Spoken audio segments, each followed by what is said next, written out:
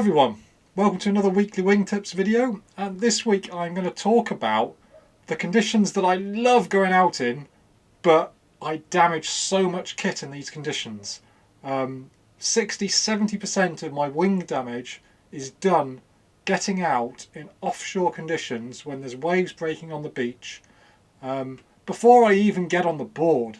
As you can probably see from the background, I'm going to show the way that you launch in various wind directions, and then show how it works when you launch in an offshore wind into waves. So yeah, I'm going to get started rather than waffle on. So here we have probably the most common wind direction, onshore, maybe some onshore waves. You're pushing your board out with your front hand, you've got your wing held in your backhand, they're well separated, the wind is blowing the wing away from the board. It's very unlikely that the two are going to come into contact unless you fall over or something like that. Next we have like a cross-shore wind direction.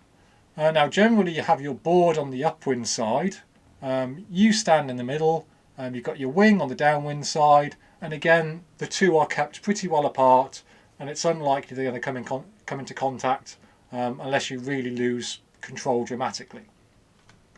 And finally we have the offshore wind direction. Now this is really awkward.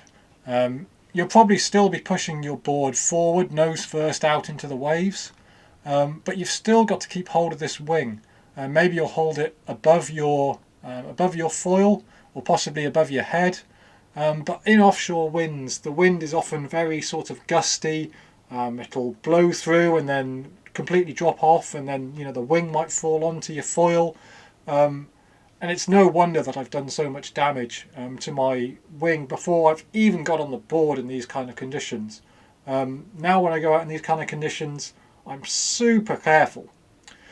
Now I think I've possibly got a solution for this, and I haven't tried it yet. I'm going to share it with you, but next time this is what I'm going to try, and I think it might work. So here we have it. I've spun the board around so it's facing nose towards the beach, and I'm pulling the board backwards into the waves. This won't be quite as easy as pushing it nose first, but I'm pretty sure this will work. I'm stood between the board and the wing, so this is keeping them nicely apart, and the wing will be flying nice and high above the waves as they break. And this is one thing I haven't mentioned about what's particularly challenging about these conditions, is you also got the waves breaking on all your kit at the same time, and yeah, you really do need to, in this position, hold that wing nice and high so it's not getting its trailing edge clipped by the waves and getting washed into you and your board. I see the solution from here is just to continue pulling your board out into the waves until you get to that point where it's deep enough for you to be able to flip your board over, and from that position your board is safe and your wing is safe from impaling itself on it, and then you can get out to as deep as you need to go in order to get started. It is worth saying that if you don't choose to do it this way, do be very careful. As I say, I have damaged so much kit in these conditions, but offshore wind with waves on the beach is so much fun to be out in, and it's probably my favourite condition of all. So I think that is it for another week.